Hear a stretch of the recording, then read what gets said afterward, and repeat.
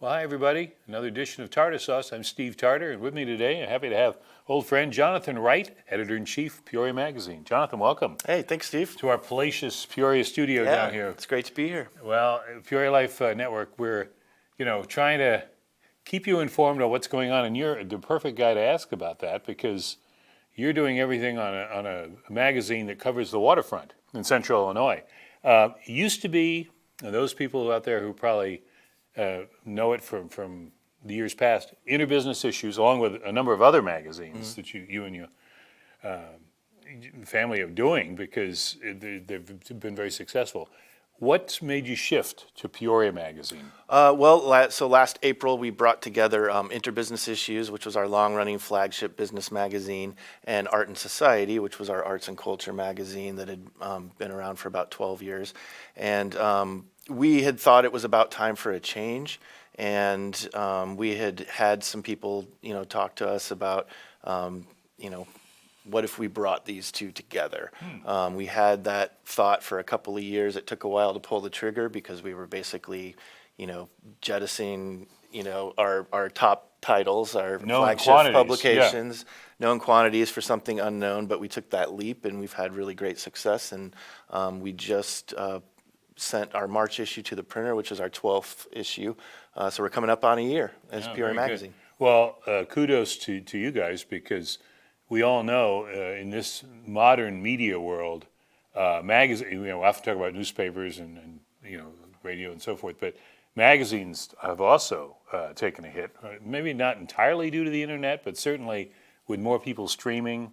And of course, this is a national thing, but we're so in need of local coverage, and that's one reason why I think you're finding great success because we need it. There's not a lot of local media outlets out there anymore. So, what you guys do here, what's left at the Journal-Star, and, some of the radio shows, and the TV station, that's about it anymore. And that's, of course, going on all over the country. And it's so ironic to me that with all this information that we're, sort of accosted with on a daily basis, and, of course, it comes from so many different sources, the local scene, and it's particularly in a smaller city like Peoria, and I'm not putting Peoria down because it's the center of central Illinois, but you don't have the same coverage that you did, well, maybe just 5-10 years ago, and certainly for even longer. Right. The local media has been decimated, and everyone's trying to figure out how to make a business model work. Right.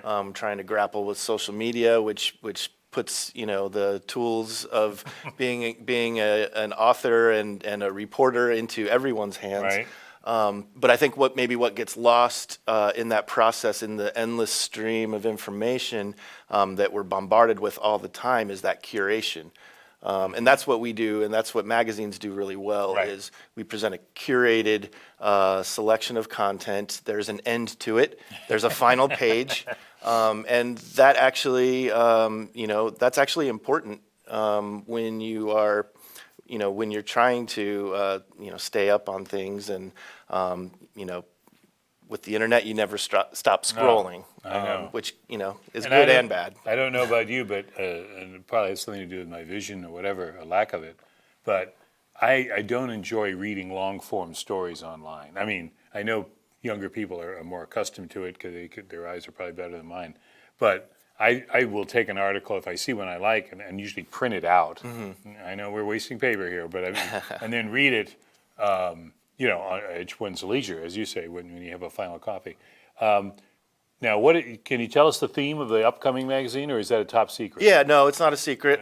We just went to the print on Friday with our March issue, which the focus is diversity and inclusion. Oh, good. The current issue that's out now, the February issue, is on development. So we've talked about a lot of the projects happening in the Warehouse District, Peoria Heights, and around the region.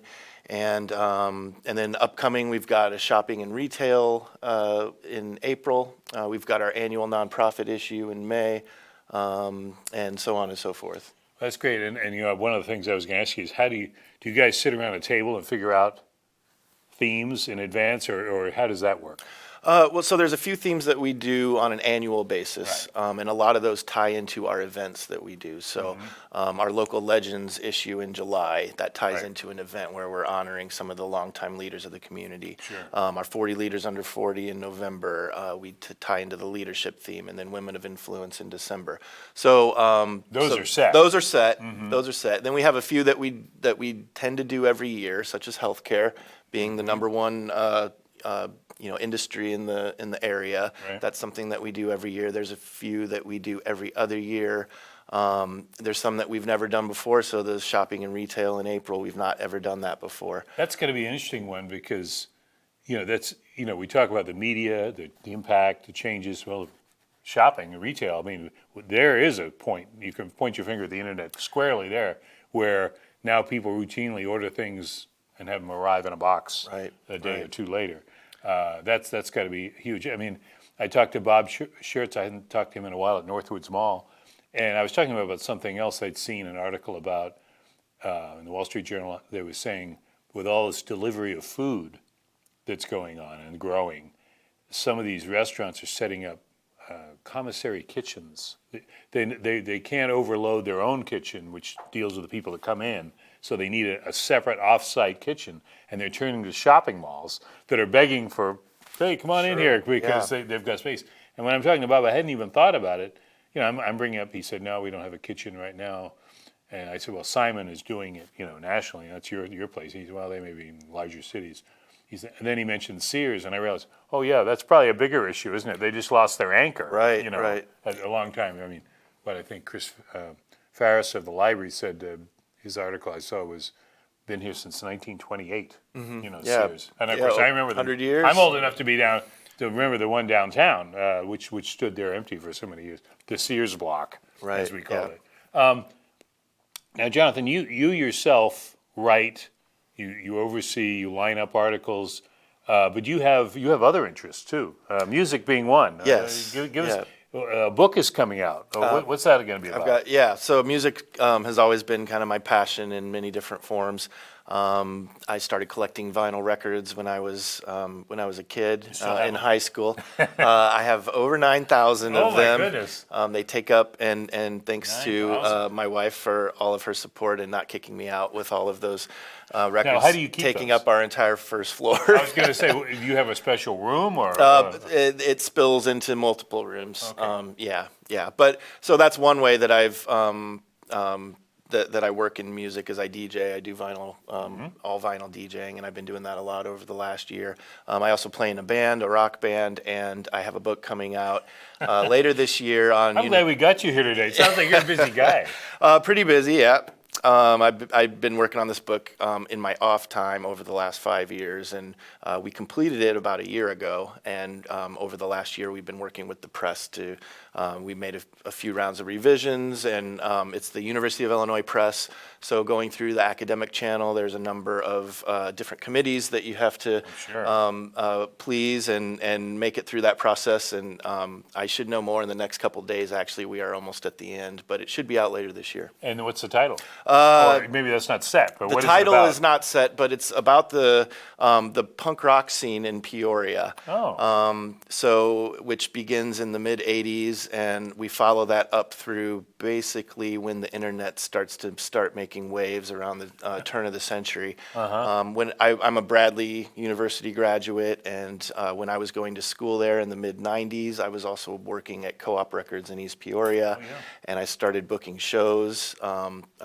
Punk rock shows and other rock shows at various Legion halls and clubs in the area, and I had a record label for a while, and so that has kind of led to lifelong friendships, but also the activities that I'm doing today. Can you still hear punk rock in Peoria? Yeah, you can, and just to be clear, by punk rock, I'm using that term very loosely, and it's describing basically any kind of underground music scene, but it kind of stemmed from the DIY, do-it-yourself punk rock scene, which got its start in the '80s. I've heard that, and you would know this because you're on top of the sort of the downtown scene along with other things. I've had people say. The club scene has really declined in Peoria. There used to be a lot of clubs that were playing, bands could play, and maybe as being in a band yourself, you could speak to that. Is it harder to find a venue, or is it just it's changed and now it's different way of going? Like It's everything. changed. I think I think it really depends. There's some venues that are doing fantastic. Kenny's West Side Pub is doing a fantastic job. My band's played there a couple of times. There are limited number of places to play. Okay. And it kind of depends on what niche you fall into. So my band Lark's Tongue is a loud psychedelic rock band. Is that one word or two? It's 2 words. Lark's Tongue. Yeah. Couldn't resist. And so we'll play at the Red Barn, we'll play at Peoria Pizza Works.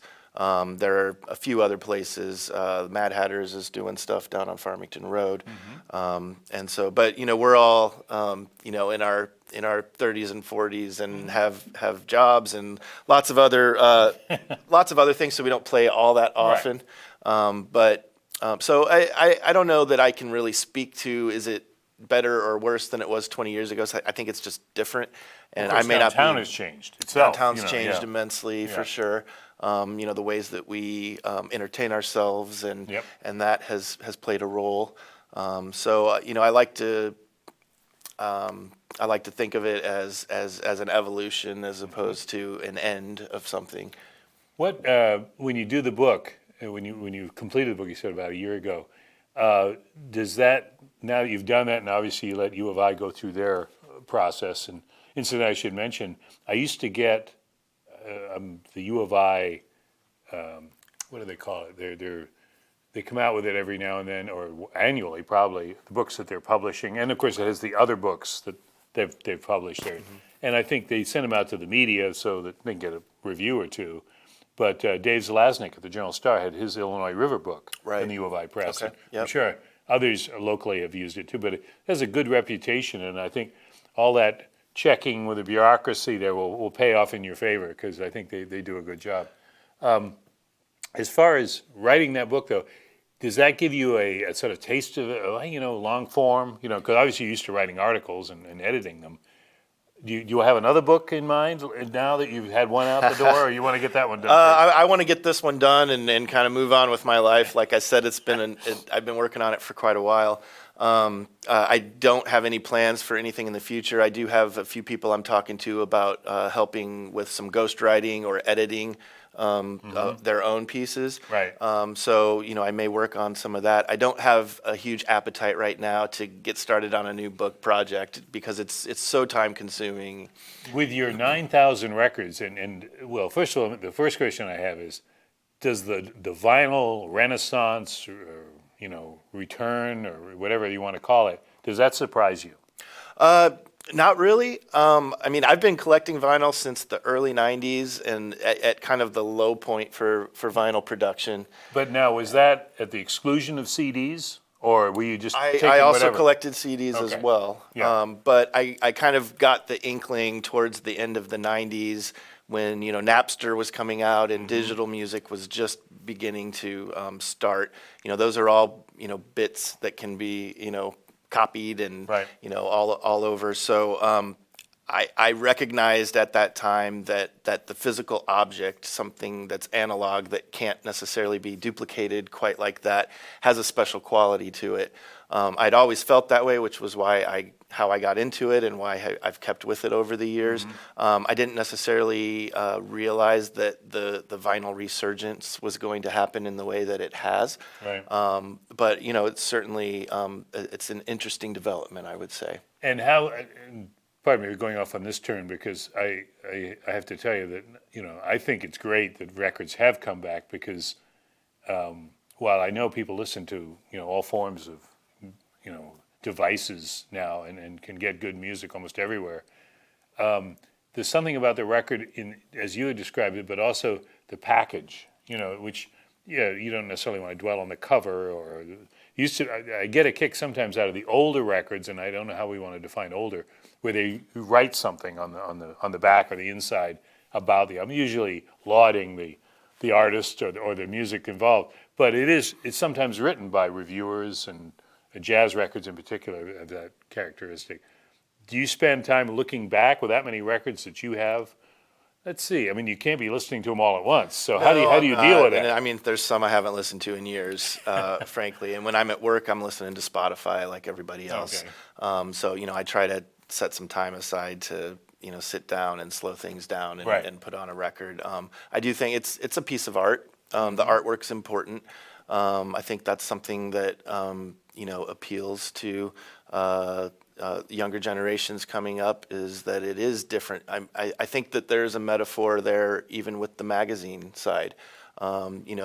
There's been recent reports that millennials and Gen Z, really enjoy reading magazines, like actual printed pieces of paper. I think it's an antidote in some ways to that endless stream of information, and I think it's the same thing with music as well. You put on Spotify, you press one button, and you don't have to think about it at Right. that point. You don't have to get up to flip the record over. You don't Right. have to think about whether this is an album or a single, or how it fits into the artist's body of work as a whole. And the artwork, you're looking at little thumbnails. So there's certainly a case to be made for digital, and like I said, I'm listening to it every day. But I also think there's a case to be made for analog, and I think these two can both live in the same world. Yeah, that's a good view. But one thing I miss, and again, I'm showing my age, or the fact that I heard a lot of this when I was younger, but the absence of the DJ in radio. I mean, he's there, he or she is there, depending on what you're listening to. But when you get into Spotify or Pandora, you're listening to straight song, and all that, which has its merits too. But I miss the voice, not so much to hear the commercials, because I realize it's the lifeblood of the commercial radio station, but the sort of the somebody's talking to you, and, Right. and maybe giving you a little bit of information about something. Maybe you want it, maybe you don't. Is that you being a DJ? Now I know you're doing the spinning thing. Is that something you enjoy listening to or not? Well, I definitely see the attraction there, having that extra context, having that personal connection, giving you more information about a particular record or this or that. So I think that is important. As far as when I'm out DJing, I don't do a lot of talking on the mic. I just really like to go from song to song and catch the flow of the room, and try to make people happy. Right. So Well, that's a good thing to do, and it's an art. One of the things and we want to remind people that Jonathan is going to be out with what are you calling it? Shopping and retail. In the shopping and retail theme for April. for April, and that's and March is what? March is our diversity and inclusion. Diversity. issue. And what's a lead story in that? Diversity and inclusion. So there's several different pieces in there that tie into that. We did an interview. I interviewed Dr. Faris Muhammad with the city of Peoria. He's the Chief Diversity and Inclusion Officer for the city. If you recall, several years back, there was a bad national Right. report about Peoria being a bad place for African Americans to live. So we talked about that, talked about how that may have evolved in the short time he's been here. Dr. Rita Ali has a great piece on how we can build a more inclusive city. Oh, that's good. We've got several other pieces, the Peoria Public Library being a welcoming place for all. We try to, there's a piece from an Easter Seals now employee who used to be a Easter Seals poster child in the early 90s, and then she has later gone to work for Easter Seals. So that's a really neat story. And so she is explaining from her perspective how we can be more inclusive when speaking to individuals with disabilities, for example. And these are shoes that we don't walk in every day. So to get that firsthand perspective of how we can best approach these types of situations, which sometimes we shy away from. Your stories, and we were almost out of time, but let me ask you one more thing. In getting your stories, obviously you guys have your set themes, but other things, do you recruit them? Do people come to you? A combination of the two? Yeah, it's How a does that work? combination. It's a combination of all of those. We have some writers that write on a periodic, regular basis. We have others who have approached me about different topics. That's happened with you on a few occasions. There's other times where I have an idea of what I want and I reach out and kind of, put that suggestion out into the world and see if it returns. I'm thinking I've seen this, but correct me. Have you done music as a theme? We haven't done music per se. How is that possible with your interest in 9,000 records? I don't know if that would be a difficult one. The new magazine is divided into 4 sections: business, community, lifestyle, and art. So even though we have themes for each issue, we also have a balanced issue that isn't all one thing. It's not all about one thing, and so we do cover the music world in our art section. Okay. All right. I'm just giving you a little. I'm just surprised that I haven't seen that, because I think that would be.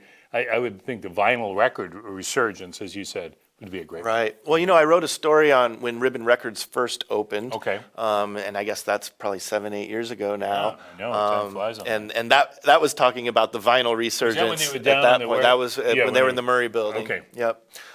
So I did write the vinyl resurgence article, but that's something that I think could be written almost every year. And is give it a new continually- angle or something. Right. Yeah. Right. Well, Jonathan, we're out of time.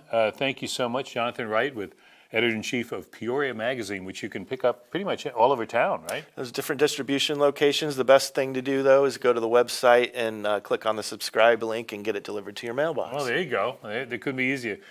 So very good. Well, we'll look for it, and thank you again. And this is Steve Tarter. We'll see you next time on Tarter Sauce. Thank you. Thanks, Steve. PeoriaLife.com